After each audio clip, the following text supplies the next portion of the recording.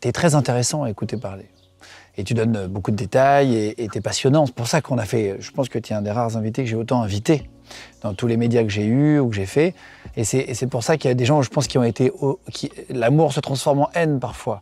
Des gens qui ont été tellement passionnés par ce que tu as dit, qui se sont sentis un petit peu trahis.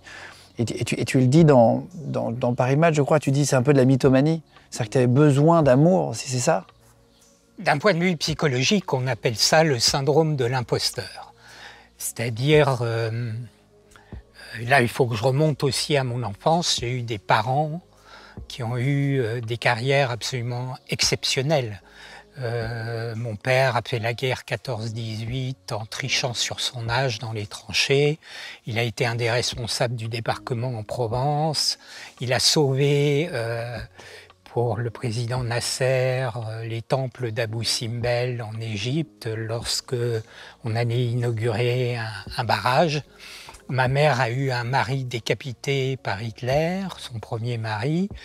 Ensuite, elle a aidé la résistance alors qu'elle travaillait comme traductrice pour l'occupant nazi et elle a sauvé le port de Saint-Malo. D'ailleurs, il y a eu au moins un livre, Francisca, qui a été écrit sur elle et qui est sorti il y a 2-3 ans. Et moi, j'ai toujours eu l'impression d'être en quelque sorte le bon à rien, qui n'allait arriver à pas grand-chose. Mes parents rêvaient que je fasse une grande école, comme peut-être Polytechnique, que je sorte dans la botte dans les premiers. Et moi, j'étais passionné de cinéma.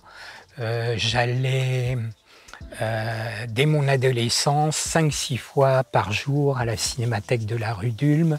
Je quittais l'appartement de mes parents dès l'âge de 15 ans, en secret la nuit pour voir les séances à minuit à la Cinémathèque de Chaillot. Je ne voulais pas mener de grandes études. J'ai quitté ensuite le lycée, puis j'ai passé par la suite au Débeauté le bac que j'ai eu comme ça en tant que candidat libre. Okay. Et j'ai toujours eu l'impression de décevoir mes parents et peut-être de ne pas être à la hauteur. D'où ce besoin d'exister. Quand je finis un livre aussi, encore maintenant, je pense que j'aurais pu faire beaucoup mieux. Donc j'ai toujours ce symptôme d'insatisfaction chronique et de penser que j'aurais pu faire beaucoup mieux. Et lorsque j'étais dans des conférences publiques, invité, lors des salons du livre, c'est vrai que je me suis laissé aller à ce besoin qu'on m'aime et qu'on m'accepte peut-être encore plus que ce que j'étais moi-même en vérité. Alors que tu étais déjà accepté, entre guillemets. Voilà.